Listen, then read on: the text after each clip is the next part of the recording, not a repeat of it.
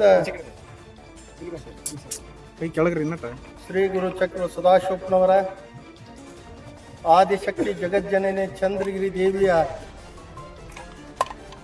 ಅಮ್ಮನವರ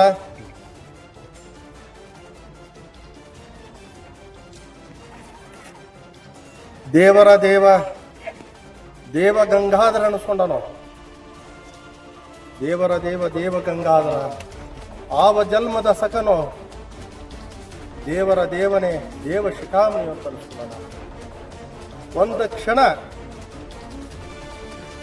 ಅವನ ನಾಮದ ನಾಮವನ್ನು ಉಚ್ಚರಿಸಿದ್ರೆ ಅವನ ಶಕ್ತಿ ಬಲ ನಮ್ಮ ಕರುಣೆ ಪ್ರಾಪ್ತ ಆಗ್ತದೆ.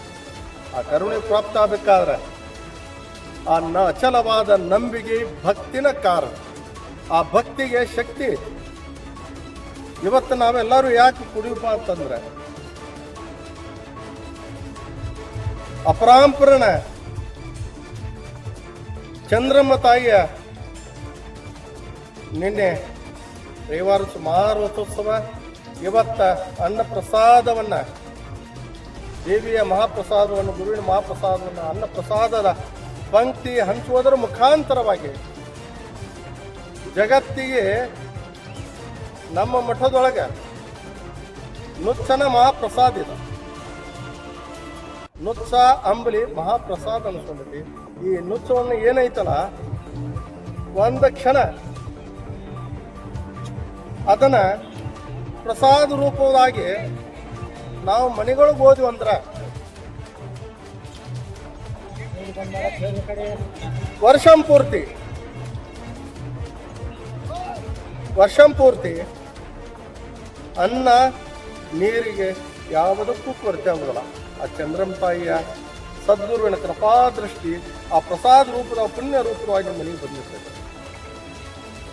ಶ್ರೀಮಠದಿಂದ ಪ್ರಸಾದ ರೂಪದಾಗಿ ನಿಮ್ಮ ಮನೆಗೆ ಬಂದಾಗ ಅನ್ನ ನೀರಿಗೆ ಯಾವತ್ತೂ ಕೊರತೆ ಆಗುವುದಿಲ್ಲ. ಅದಕ್ಕೆ ಮೊದಲು ನಮ್ಮಲ್ಲಿ ಮನುಷ್ಯ ಜನ್ಮ ಇದೆ. ಇರುವೆ ಹಿಡ್ಕೊಂಡು 84 ಲಕ್ಷ ಜೀವರಾಶಿ ಮನುಷ್ಯ ಜನ್ಮ ಇದೆ. ಇದನ್ನ ಪಾವನಗೊಳಿಸ್ಕೋಬೇಕಾದ್ರೆ, ಮನುಷ್ಯ ಜನ್ಮವನ್ನು ಪಾವನಗೊಳಿಸ್ಕೋಬೇಕಾದ್ರೆ ಭಕ್ತಿ, ನಂಬಿಕೆ, ಶ್ರದ್ಧೆನೂ ಬೇಕು. ಅವನ ಪಾದದ ಕರುಣೆಯ ಆಶೀರ್ವಾದನೂ ಬೇಕು. ಅದಕ್ಕೆ ನಮ್ಮಲ್ಲಿ ಮೊದಲ ಶಾಂತಿ ಸಮಾಧಾನ ಇದಿತ್ತಂದ್ರೆ ತಾಳ್ಕೊಂಡು ಹೋದವ ತಾಳಿದವ ಬಾಳ್ಯಾನ.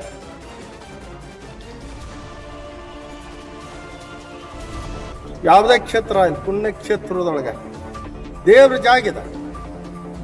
ದೇವ್ರ ಗತೆ ಬಂದ್ರಂದ್ರೆ ದೇವ್ರ ಗತೆ ಹೋಗ್ತೀರಿ. ದೇವ್ರ ಗತೆ ಒಂದು ಕೃಪಾಶೀರ್ವಾದ ಸಿಕ್ಕಿರುತ್ತೆ. ಎಲ್ಲರಿಂದ ಮಾನಿ ಬಂತೀರಿ. ಒಂದು ಕೃಪಾಶೀರ್ವಾದ. ಅದಕ್ಕೆ ಶ್ರೀಮಠದೊಳಗೆ ಬರ್ಬೇಕಾದ್ರೆ ನಾವು ತಲೆಬಾಗಿ ಶರಣು ಮಾಡಿ ಬರ್ಬೇಕಾಗತ್ತೆ. ಅದಕ್ಕೆ ಶಾಂತಿ ಸಮಾಧಾನ ಸಮುದ್ರ ತಾಯಿ ಪರಾಭವ ನಾಮ ಸಂವತ್ಸರ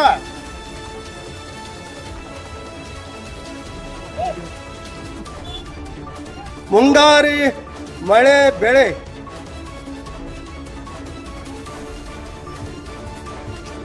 ಮಧ್ಯಮ ಕಮ್ಮ. ಮುಂಗಾರಿ ಮಳೆ ಬೆಳೆ ಮಧ್ಯಮ ಕಮ್ಮ, ಮಧ್ಯಮ ಆದೈತಿ. ಹಿಂಗಾರಿ ಮಳೆ ಬೆಳೆ ಏನೈತಲ್ಲ ಖಂಡ ಮಂಡಲವಾದೈತಿ. ಒಂದು ಕಡೆ ಆತಿ, ಒಂದು ಕಡೆ ಇಲ್ಲ. ಒಂದು ಕಡೆ ಆತಿ, ಒಂದು ಕಡೆ ಇಲ್ಲ ಅಂತಂದ್ರೆ ಆ ಪುಣ್ಯದ ಸುಕೃತ ಪುಣ್ಯ ಎತ್ತ ಗುಡ್ಲಾಕ್ಬಿಟ್ರು ಅನ್ನ ನೀರ ಸಿಗ್ತೈತಿ. ಎಲ್ಲದಕ್ಕೂ ಸುಕೃತ ಪುಣ್ಯನ ಕಾರಣ. ಜನ್ಮಾಂತರದ ಸುಕೃತ ಪುಣ್ಯನ ಕಾರಣ. ಭಕ್ತಿಯಿಂದ ಹೋದ್ರಂದ್ರೆ ಗುಡ್ದಾಗ ಕೂತ್ರು ಅನ್ನ ನೀರು ಸಿಗ್ತೈತಿ. ಧಾನ್ಯಗಳು, ರಸವರ್ಗಗಳು ಬೆಳೆದಾವು ಬೆಳಿತಾವು ಇಲ್ಲೋ ಅನ್ನುವಂಥ ಚಿಂತೆಗೆ ಒಳ ಮಾಡ್ತೈತಿ. ಪಶುಗಳು, ಶಿಶುಗಳು ಲಯ ಆದಾವತ್ ಹೇಳೇನಪ್ಪ.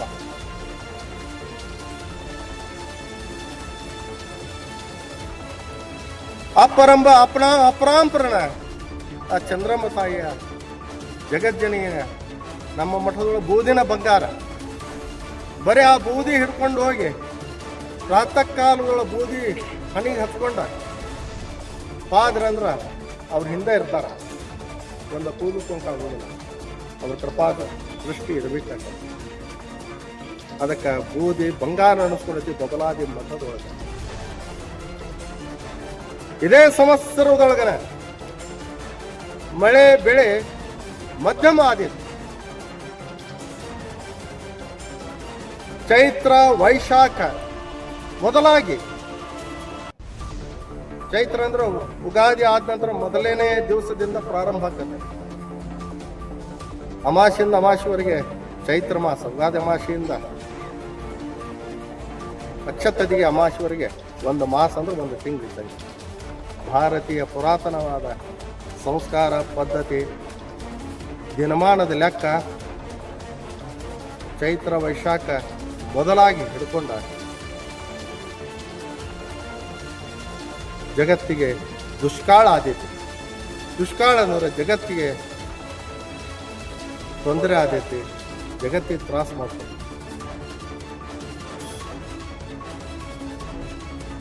ಸುಖದ ದಿನಮಾನ ಕಡಿಮೆ ಐತಿ. ಆದರೂ ಬೆಳೆದಂಥ ಧಾನ್ಯಗಳನ್ನು ಸಂಗ್ರಹ ಮಾಡಿಕೊಂಡ್ರೆ ಬಹಳ ಒಳ್ಳೇದು. ಯಾಕೆ ಒಳ್ಳೇದಪ್ಪ ಅಂತಂದ್ರೆ ಹೇಳ್ತಾನೆ, ಗಟ್ಟಿ ಬೀಜವ ತಾ ಮುಟ್ಟಿ ಕಾಯ್ತಾನ, ಜೋಳ ಹಾರಿ ಹೋಗ್ತೈತಿ. ಗಟ್ಟಿ ಬೀಜವ ತಾ ಮುಟ್ಟಿ ಕಾಯ್ತಾನ.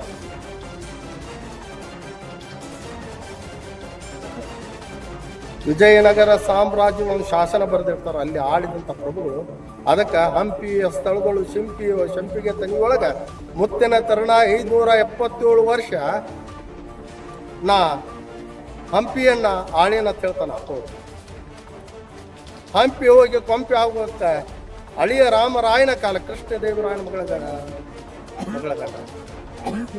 ಅಳಿಯ ರಾಮರಾಯನ ಕಾಲಕ್ಕೆ ಹಂಪಿ ಕೊಂಪಿ ಆಗುತ್ತ ಬಯಲನಾಡಿಗೆ ಸೂಸಲಾಡತ ಬಂದಂತ ಸಾರವಾಡ ಗ್ರಾಮಸ್ಥರ ಅಲ್ಲಿ ಅವತಾರ ತಾಳಿ ಬಬಲಾದಿ ಗ್ರಾಮವನ್ನು ಪಾವನ ಕ್ಷೇತ್ರ ಮಾಡಿ ಚಿಕ್ಕಯ್ಯಪ್ಪನವರು ಜಗಜ್ಜನನಿಯನ್ನ 7 ಬಾಗಿಲೊಳಗೆ ಕರ್ಕೊಂಡು ಭೂ ಕೈಲಾಸ ಮಾಡಿ 3 ಘಳಿಗೆ ಒಳಗೆ 3 ತಾಸು ಈ ಕಾಲಜ್ಞಾನ ಒಂದು ಮುಂದಾಗುವಂಥ ಕಾಲದ ಮಳೆ ಬೆಳೆ ರಾಜಕೀಯ ಜನರ ನಡೆ ನುಡಿ ಎಲ್ಲವನ್ನು 3 ತಾಸು ಒಳಗೆ ಎಲ್ಲಿ ಒಳಗೆ ಬರೆದಿರ್ತಂಥ 400 ವರ್ಷದ ವಾಕ್ಯ. ಇದನ್ನ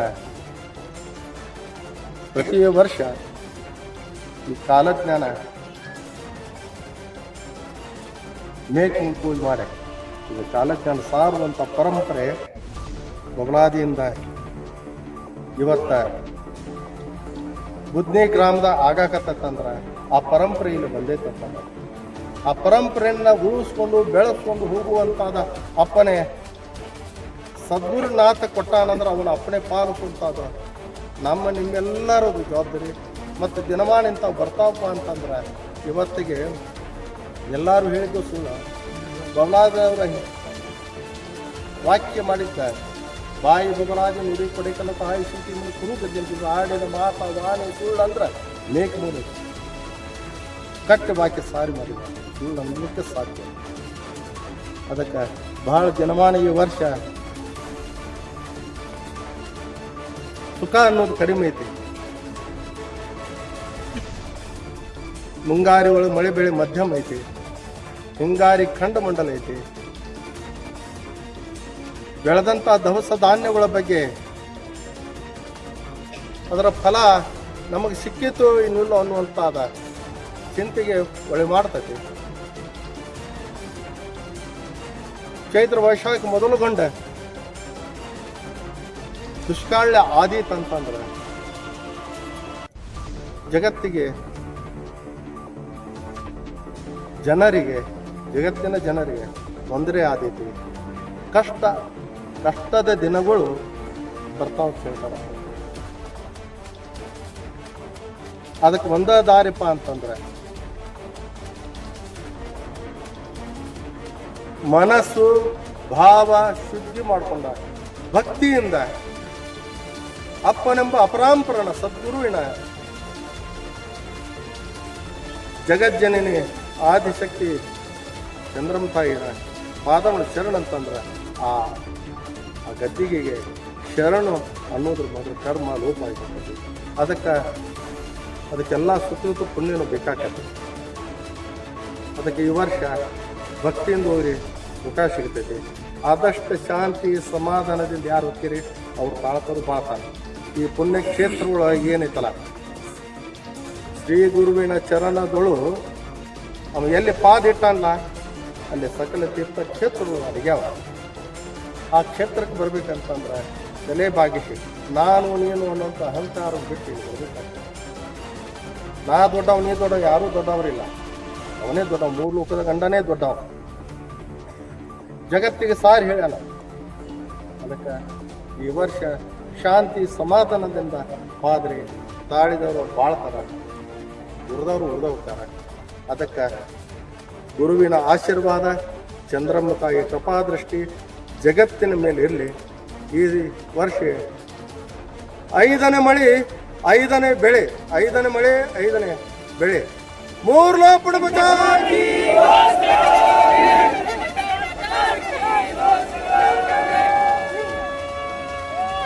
ಮಳೆ ಬೆಳೆ ಏನೈತಲ್ಲ, ಮಳೆ ಬೆಳೆ ಏನೈತಲ್ಲ ಈ ವರ್ಷ ನಮಗೆ ಭಕ್ತಿಯಿಂದ ಹೋರಿ ಒಳ್ಳೇದಾಗತ್ತೆ. 4ನೇ ಮಳೆ 5ನೇ ಬೆಳೆ ಐತಿ ಈ ವರ್ಷ. ಆ ಸದ್ಗುರುವಿನ ಪಾದದ ಆಶೀರ್ವಾದ ಜಗತ್ತಿನ ಪಾದ ಆಶೀರ್ವಾದ ಹಿಡ್ಕೊಂಡು ಹೋರಿ ಸುಖ ಸಿಗುತ್ತೈತಿ. ಜಗತ್ತಿನ ಜನರಿಗೆ ಒಳ್ಳೇದಾಗಲಿ. ಆ ಗುರುವಿನ ಕೃಪಾದೃಷ್ಟಿ ದೈವ ಕೃಪಾದೃಷ್ಟಿ ಜಗತ್ತಿನ ಮೇಲೆ ಇರಲಿ. ಮೂರು ಲೋಪಡ